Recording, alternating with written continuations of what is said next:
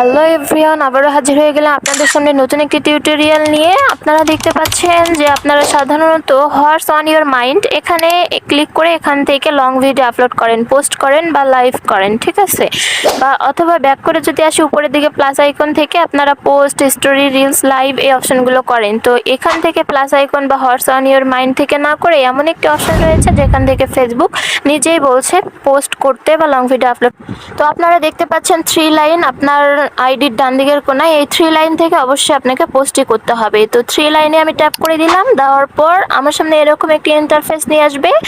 যে professional dashboard অপশনটি দেখতে পাচ্ছেন সেটিতে ক্লিক করে দিলাম। দেওয়ার পর এখানে আপনারা দেখতে পাচ্ছেন সিওয়াল নেক্সট স্টেপে, সিওয়াল অপশনে যে স্টেপগুলো থাকে সেখান থেকে আপনাকে পোস্ট করতে হবে অবশ্যই। নেক্সট স্টেপের পাশে আপনারা সিওয়াল অপশনটি দেখতে পাচ্ছেন, সেই সিওয়াল অপশনে ট্যাপ করে দিলাম। দেওয়ার পর আমার সামনে এরকম একটি ইন্টারফেস শো করলো যেখানে দেখাচ্ছে ইওর ইংগেজ